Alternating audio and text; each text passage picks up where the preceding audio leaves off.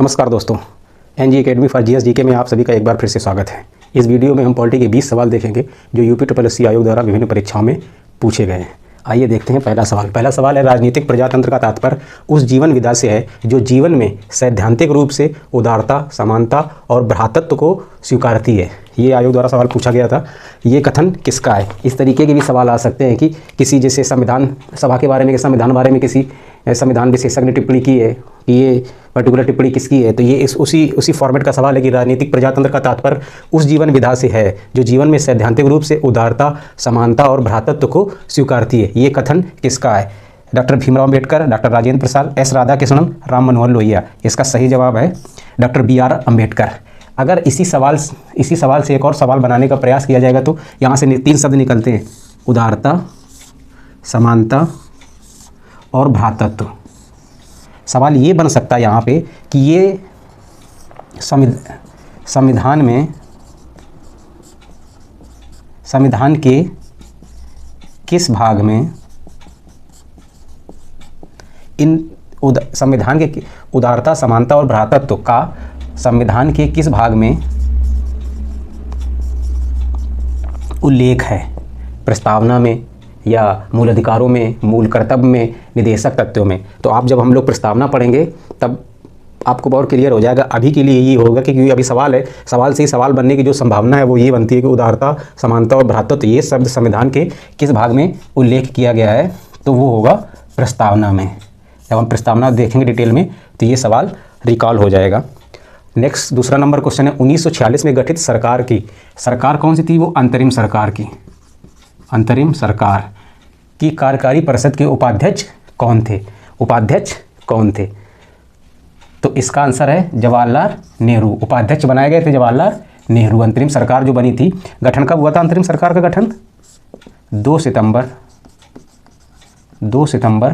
1946 की। और वो जो अंतरिम सरकार थी उसके अध्यक्ष कौन थे? जो तत्कालीन गवर्नर जनरल थे। कौन थे? Mountbatten. ये क्या बनाए गए थे? अध्यक्ष। ये थे भाई साहब अध्यक्ष। अंतरिम सरकार में और भी मंत्री बनाए गए थे, उसमें से सबको ही पता है कि गृह मंत्री, और उन्हीं के पास था सूचना एवं प्रसारण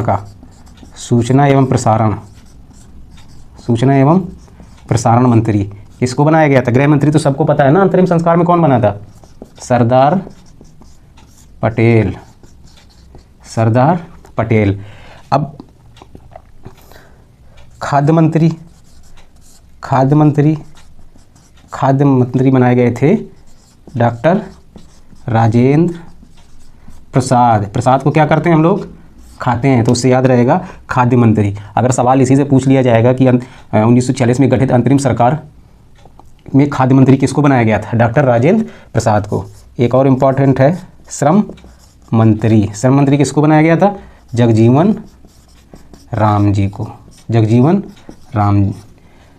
राम। श्रम, पूरे जीवन भर हमको श्रम करना है, इससे याद रख सकते हैं श्रम मंत्री का। रेल एवं परिवहन का मंत्रालय किसको मिला था?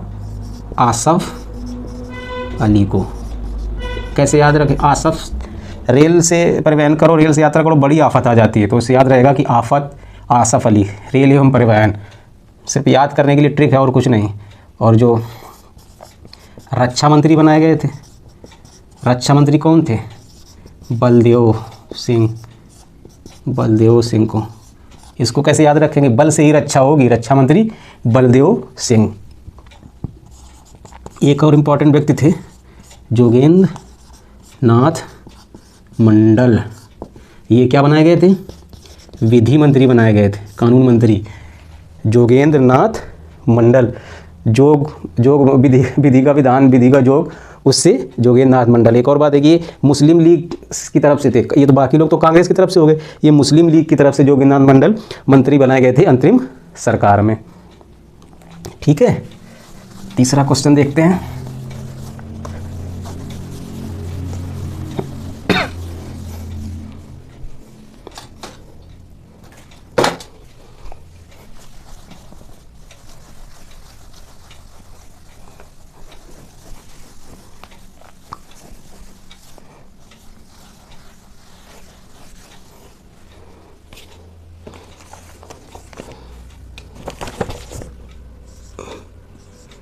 क्वेश्चन नंबर 3, संविधान सभा के पहले अध्यक्ष कौन थे? संविधान सभा के पहले अध्यक्ष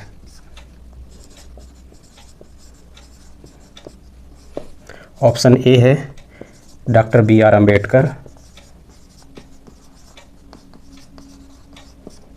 बी ऑप्शन है सच्चिदानंद सिन्हा, सी है डॉक्टर राजेंद्र प्रसाद,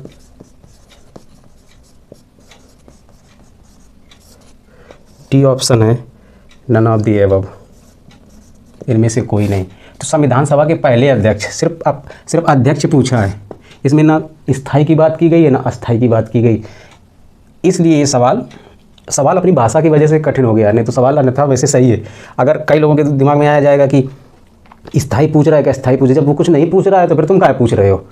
हाँ, उसमें सीधे सीधे कह दिया उसने कि पहले अध्यक्ष कौन है, तो सबसे पहले किसको बना दिया है, चाहे स्थायी बने हो चाहे अस्थायी बने हो, सीधे सीधे कह रहा है कि भैया पहले कौन बनेंगे, तो सच्चिदानंद सिन्हा। अगर पूछ लेता कि पहले संविधान सभा के स्थायी सदस्य कौन थे, तब तो साफ साफ ही पूछ लिया उसने कि संविधान सभा के स्थायी सदस्य कौन थे, तो उसे तो पता ही है कि संविधान सभा के स्थायी अध्यक्ष डॉक्टर राजेंद्र प्रसाद थे। सिर्फ सवाल की भाषा पे ध्यान देना है, आता होगा भाषा की वजह से गलत हो जाएगा और वो आ जाएगा प्रैक्टिस से। संविधान, भारत का संविधान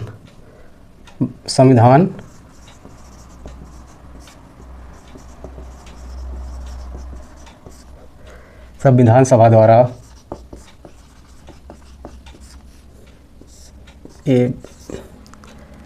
को अपनाया गया और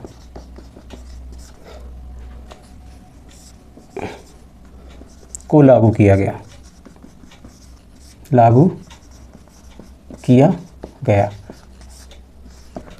संविधान सभा द्वारा किस तिथि को लागू किया गया और कब, किस तिथि को अपनाया गया और कब लागू किया गया। तो ए क्या हो जाएगा? ऑप्शन में तो कुछ भी हो सकता है, 9 दिसंबर 1940 भी हो सकता है, 26 नवंबर 1949 भी हो सकता है, 26 जनवरी 1950 भी हो सकता है। तो अपनाया कब गया था ए में? 26 नवंबर 1949 को, 26 नवंबर 1949 को। लागू कब किया गया था? 26 जनवरी 1950 को, 26 जनवरी 1950 को। इस तिथि को हम क्या मनाते हैं? गणतंत्र दिवस, रिपब्लिक डे। इस तिथि को हम क्या मनाते हैं? Republic day. अब विकल्प नहीं देंगे, सीधे आंसर बता दिया जाएगा। क्वेश्चन नंबर 5, संविधान सभा में उद्देश्य प्रस्ताव पेश किया गया। ऑप्शन तो कुछ भी हो सकता है, तो इसका आंसर है जवाहरलाल नेहरू। बहुत ही फेमस सवाल है उद्देश्य प्रस्ताव से रिलेटेड कि किसने पेश किया गया था। किस तिथि को पेश किया गया था उद्देश्य प्रस्ताव? 13 दिसंबर 1946 को उद्देश्य प्रस्ताव को पेश किया गया था। ये हमें याद रखना है। संविधान सभा में उद्देश्य प्रस्ताव किसके द्वारा पेश किया गया था? जवाहरलाल नेहरू के द्वारा। उद्देश्य प्रस्ताव किस तिथि को पेश किया गया था? 13 दिसंबर 1946 को, 13 दिसंबर 1946 को। क्वेश्चन नंबर 6, कलकत्ता में सुप्रीम कोर्ट की स्थापना का प्रावधान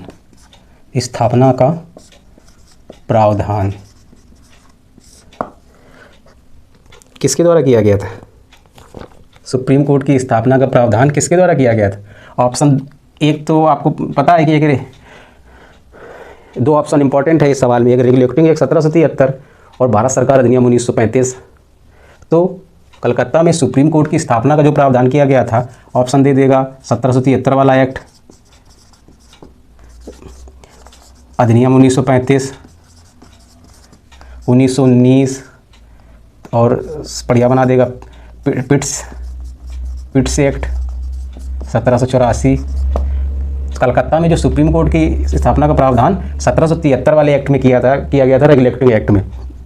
और इसी के साथ ही याद कैसे रखना है, वो जो संघीय न्यायालय था, संघीय न्यायालय फेडरल कोर्ट, उसकी स्थापना हुई थी भारत परिषद अधिनियम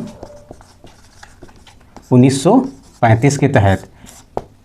संघीय न्यायालय और सुप्रीम कोर्ट, अगर सुप्रीम कोर्ट की बात आ रही तो 1773 एक्ट, और संघीय न्यायालय की बात आ रही है तो 1935। संघीय न्यायालय याद भी रख सकते हो कि 1935 में ही एक संघ के प्रावधान की बात की गई थी, संघ की बात की गई थी। क्वेश्चन नंबर है 7। क्वेश्चन नंबर 7 है कि किस अधिनियम में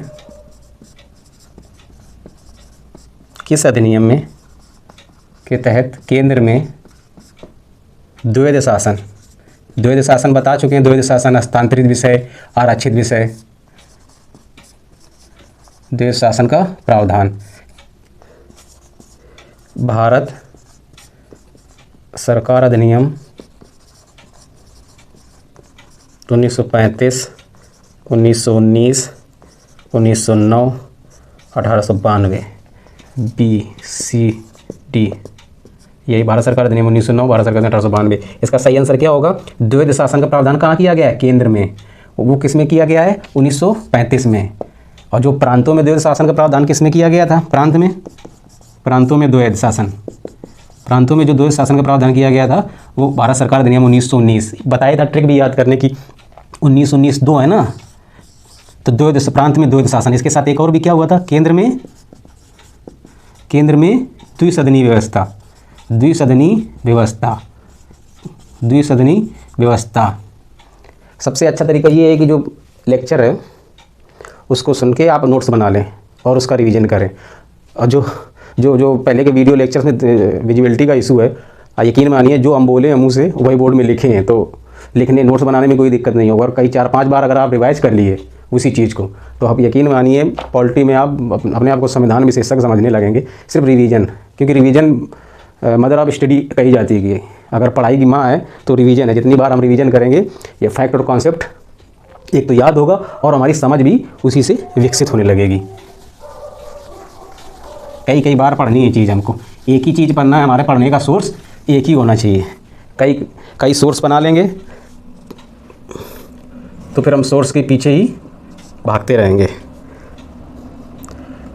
द्विसदनी व्यवस्था का प्रावधान, द्विसदनी व्यवस्था का प्रावधान किसमें किया गया था? ए है 1892 अधिनियम में, भारत परिषद अधिनियम। बी है 1909 में। ये क्लियर कर लेंगे आप लोग, अभी बताएं बिल्कुल जस्ट। 1919 में।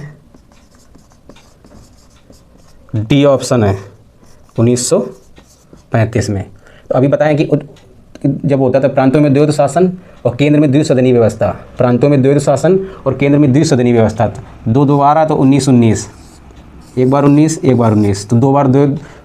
थोड़ा सा दोनों की साउंड सेम वो कर रही तो उससे याद आसानी से रिकॉल हो जाएगा, क्योंकि वहाँ ऑप्शन आना कहीं हमको लिखना तो है नहीं। पूछ लिया कि प्रांतों में द्विसदनी व्यवस्था भारत परिषद अधिनियम 1919 से लेकर आए, तो ये सब चीज़ें नहीं है। ऑप्शन है, ऑप्शन देख के। क्वेश्चन नंबर 9 है राष्ट्रपति की अध्यादेश की शक्ति। बहुत ही इंपॉर्टेंट सवाल है ये। राष्ट्रपति की अध्यादेश की शक्ति, अध्यादेश की शक्ति।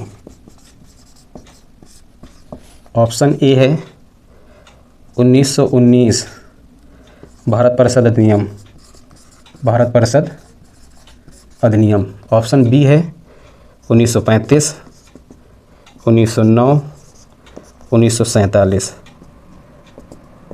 भारत परिषद अधिनियम, भारत परिषद अधिनियम, स्वतंत्रता अधिनियम। तो इसका आंसर राष्ट्रपति की अध्यादेश की शक्ति किससे निर्गत की गई है? किस प्रावधान से? भारत परिषद अधिनियम 1935। वर्तमान में जो अध्यादेश राष्ट्रपति का निर्गत करने की शक्ति किसमें है? अनुच्छेद 123 में, अनुच्छेद 123 में।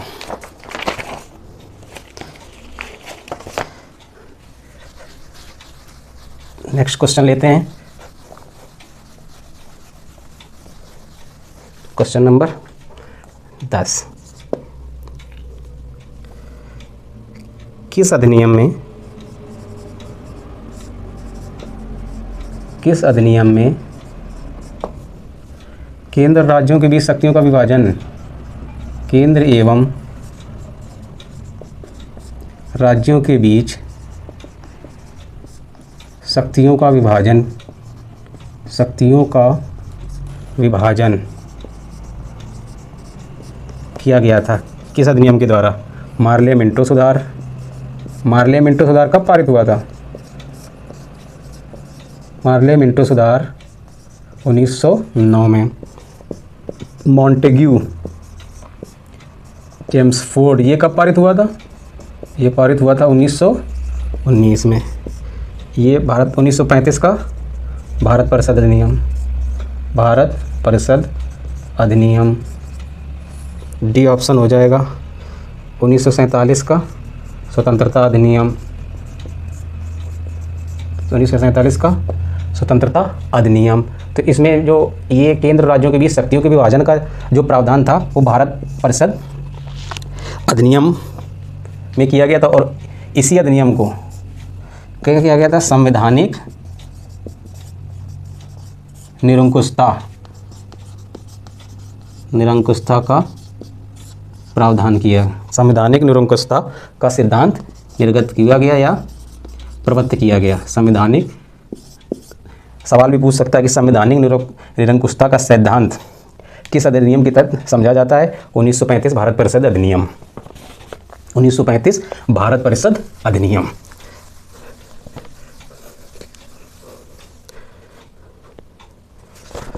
अब एक क्वेश्चन अभी तो सीधे सीधे पूछ रहा था कि अधिनियम में केंद्र शासन का बंटवारा किसने किया गया? अब अगर पूछना चाहेगा कि भारत परिषद अधिनियम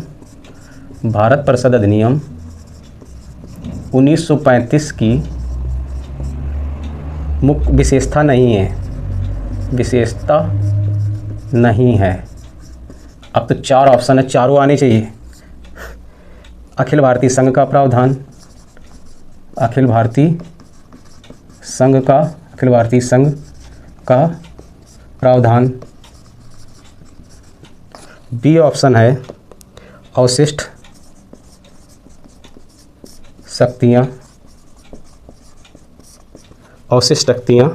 प्रांतों को। ऑप्शन सी है प्रांतीय स्वायत्तता। ऑप्शन डी है केंद्र में द्वैध शासन। ऐसे सवालों में करते हैं कि पहले आप पूरे चारों ऑप्शन देख लें और जो ऑप्शन समझ में आ जाए वो डिस्कार्ड करते चले जाएं। अब विशेषता नहीं है पूछा है, और सबसे फेमस आप सभी को मालूम है कि एक अखिल भारतीय संघ का प्रावधान भी 1935 के अधिनियम में किया गया था, और केंद्र में द्वैध शासन लगा गया था, और प्रांतों में जो द्वैध शासन 1919 के अधिनियम के लगाया गया था तहत उसको समाप्त कर दिया था। उससे प्रांतीय स्वायत्तता का मार्ग प्रशस्त हुआ। तो प्रांतों में द्वैध शासन, ये भी सही है। प्रांतीय स्वायत्तता क्यों हो गई कि प्रांतों में द्वैध शासन खत्म कर दिया, ये हो गई। अवशिष्ट शक्तियाँ प्रांतों को, अवशिष्ट शक्तियाँ बता ही चुके हैं कि ऐसी शक्तियाँ जो न प्रांतों को दी गई थी न संघीय सरकार को दी गई थी, तो किसको दी गई थी? वो गवर्नर जनरल को। तो ये प्रांत आ गया, तो ये ऑप्शन हो गया गलत। तो आंसर हमारा हो जाएगा बी वार्ड। अखिल भारतीय संघ का प्रावधान तो 1935 में विशिष्ट था ही। ठीक है, इस तरीके के सवाल में आराम से पहले विकल्प देख लेते हैं कि कौन सा हमको आता है, जो समझ में आ रहा है उसको डिस्कार्ड करते हैं, विकल्प से ही धीरे धीरे सवाल का आंसर लिख देते हैं। क्वेश्चन नंबर 12-13 एक सवाल है, संविधान निर्मात्री परिषद में प्रत्येक प्रांत को आवंटित सदस्य संख्या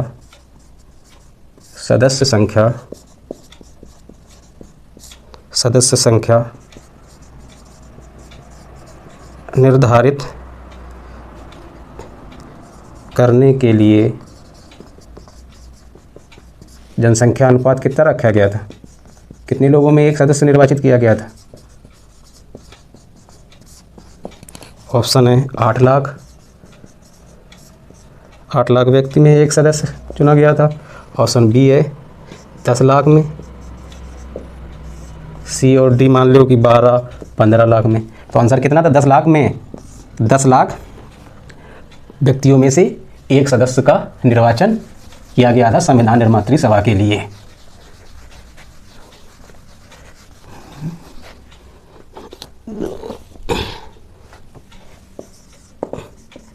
नेक्स्ट क्वेश्चन है, कैबिनेट मिशन का सदस्य नहीं था। कैबिनेट मिशन का सदस्य नहीं था। ए ऑप्शन है विलियम वुड। बी ऑप्शन है पैथिक लॉरेंस। सी ऑप्शन है स्टैफोर्ड क्रिप्स। डी ऑप्शन है ए.बी. अलेक्जेंडर। सभी लोगों को पता है कि एक क्रिप्स मिशन आया था 1942 में, उसका सदस्य भी कैबिनेट मिशन में आया था, तो ये उसका सदस्य हो गया, ठीक है ना। Pethick Lawrence, AB. अलेक्जेंडर ये बताए जा चुके हैं, बचे ये भाई साहब इसमें नहीं थे। इसका आंसर हो जाएगा विलियम वुड। जो कैबिनेट मिशन 3 सदस्यीय प्रतिनिधिमंडल था ना, 3 सदस्यीय मिशन था, जिसमें इसके सदस्य थे पैथिक लॉरेंस, स्टैफोर्ड क्रिप्स और ए.बी. अलेक्जेंडर। विलियम वुड महोदय नहीं थे उसमें, तो सही आंसर हो जाएगा विलियम वुड। क्वेश्चन नंबर 15, ठीक है। अगस्त 1946 में गठित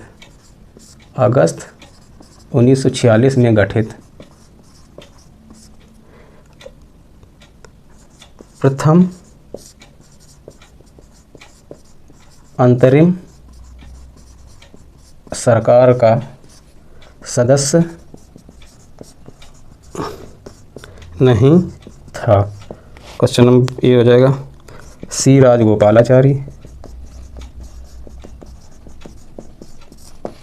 बी ऑप्शन हो जाएगा डॉक्टर राजेंद्र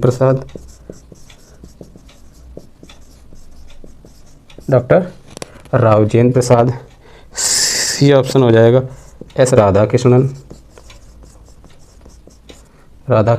डी ऑप्शन हो जाएगा जगजीवन राम। अंतरिम सरकार के बारे में बता चुके हैं कि डॉक्टर राजेंद्र प्रसाद कौन सा पद था उनके पास? कृषि एवं खाद्य। और जगजीवन राम के पास क्या था? पूरे जीवन भर श्रम करना है हमको, तो ये श्रम मंत्री थे। सी राजगोपालाचारी क्या थे? ये शिक्षा मंत्री थे। ये याद रखना, पिछली बार उसमें नहीं बताए थे। सी राजगोपाल। एस राधाकृष्णन बाद के बने थे। एस राधाकृष्णन उसके आप शिक्षा मंत्री के आचार्य जी शिक्षा देंगे, ठीक है। इससे याद ये रख लेंगे हम लोग। क्वेश्चन नंबर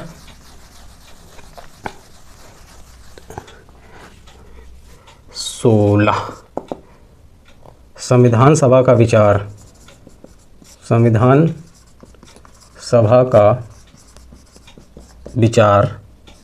सर्वप्रथम प्रस्तुत किया था। ए ऑप्शन है स्वराज पार्टी 1934। बी ऑप्शन है कांग्रेस पार्टी 1936 में। सी ऑप्शन है मुस्लिम लीग। डी ऑप्शन है ब्रिटिश सरकार का पेश करेगी। ये तो गलत हो गया, मुस्लिम लीग भी गलत हो गया, कांग्रेस पार्टी भी गलत हो गया। सही आंसर स्वराज पार्टी है। और एक व्यक्ति जो संबंधित थे संविधान सभा के विचार रखने के लिए, वो कौन थे? साम्यवादी नेता एम.एन. रॉय।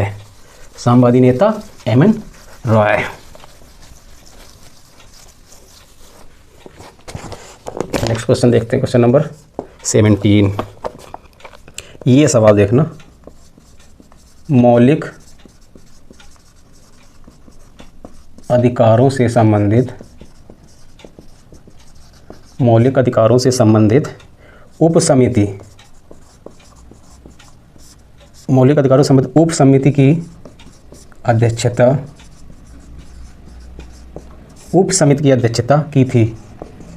सवाल की भाषा ध्यान देना, पंडित नेहरू। बी ऑप्शन है S Patel, Sardar Patel. C option है B N Rao. D option है जे बी कृपलानी। पंडित नेहरू के बारे में क्या था, किस समिति के सदस्य थे, जो संघ से संबंधित थी, संघ संविधान, संघ शक्ति। बी एन राव तो सलाहकार थे संविधान सभा के, ठीक है। सरदार पटेल क्या थे, प्रांतीय से संबंधित जो समितियां थी, और जो मूल अधिकारों से संबंधित समिति थी उसके। और इसमें क्या पूछा गया है, उप समिति। उप समिति से पूछा गया है कि मौलिक अधिकारों से संबंधित उप समिति की अध्यक्षता किसने की थी। बताया गया था ना, मौलिक अधिकार किसकी कृपा से मिले थे, जे बी कृपलानी की कृपा से, ठीक है ना। और एक इसी के साथ जुड़ी हुई कौन सी समिति, अल्पसंख्यकों से संबंधित, अल्पसंख्यकों से संबंधित एक उप समिति थी, उसकी अध्यक्षता किसने की थी, एच सी मुखर्जी ने अल्पसंख्यकों से संबंधित जो समिति थी उसकी अध्यक्षता की थी एच सी मुखर्जी ने। नेक्स्ट क्वेश्चन है, संविधान सभा की प्रारूप समिति का गठन, समिति का गठन की तिथि पूछ रहा है इसमें। 13 दिसंबर 1946 को, 13 दिसंबर 1946। बी ऑप्शन है 22 जनवरी 1947। ऑप्शन सी है 3 जून 1947। ऑप्शन डी है 29 अगस्त 1947। 13 दिसंबर 1946 को तो उद्देश्य प्रस्ताव पेश किया गया था, ये भी गलत। 22 जनवरी 1947 ये गलत। 3 जून 1947 तो पार्टीशन की डेट थी कि इस तारीख तक अंग्रेज वापस चले जाएंगे। आंसर क्या है 29 अगस्त 1947। प्रारूप समिति 7 सदस्यीय थी ना, 7 सदस्यीय प्रारूप समिति का गठन याद रखना 29 अगस्त 1947 को किया गया था।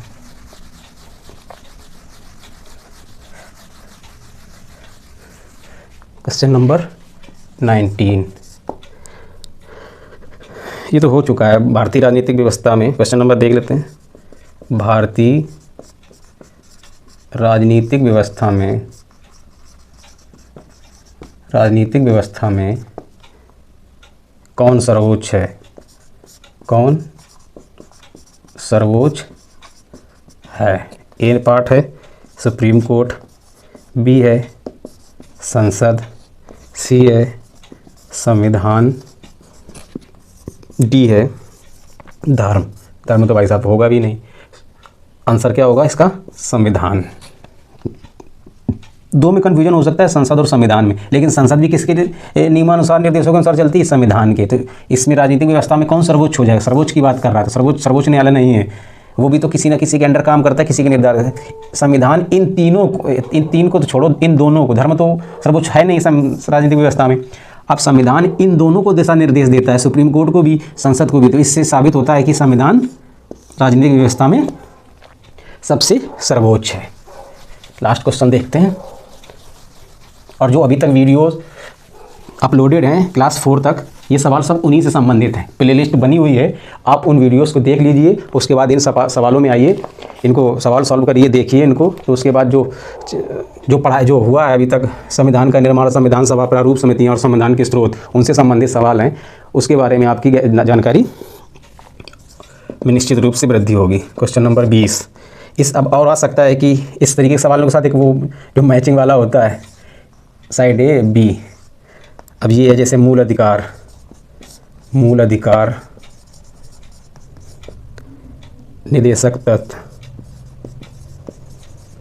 निदेशक तत्व, मंत्रिमंडलीय सरकार, केंद्र राज्य संबंध,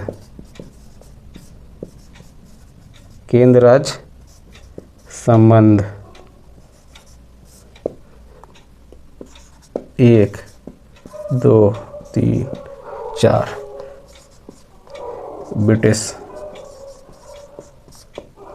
बी कनाडा, सी आयरलैंड, डी अमेरिका।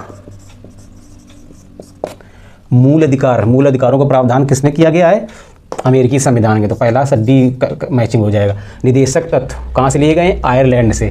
दूसरे का सी हो जाएगा। मंत्रिमंडलीय सरकार, मंत्रिमंडल होता है हमारे देश में और कहाँ कहाँ होता था पहले? किससे लिया गया ये प्रावधान? ब्रिटिश सरकार के। तो थर्ड का ए। बचा कौन? केंद्र राज्य संबंध। केंद्र राज्य संबंध मजबूत केंद्र के साथ राज्यों का प्रावधान, मजबूत केंद्र के साथ राज्यों का प्रावधान। जब कभी कभी होता है ना केंद्र डाउनगिरी करता है, तो इससे कनाडा से याद कर लेना कि केंद्र राज्य संबंध या मजबूत केंद्र के साथ राज्यों का प्रावधान ये किससे ले गया गया? कनाडा से। तो फोर्थ का बी। इस तरीके का भी सवाल पूछा जा सकता है परीक्षा में। प्रश्न बेस्ट प्रैक्टिस सेट 1 में सिर्फ इतना ही। नमस्कार, जय हिंद।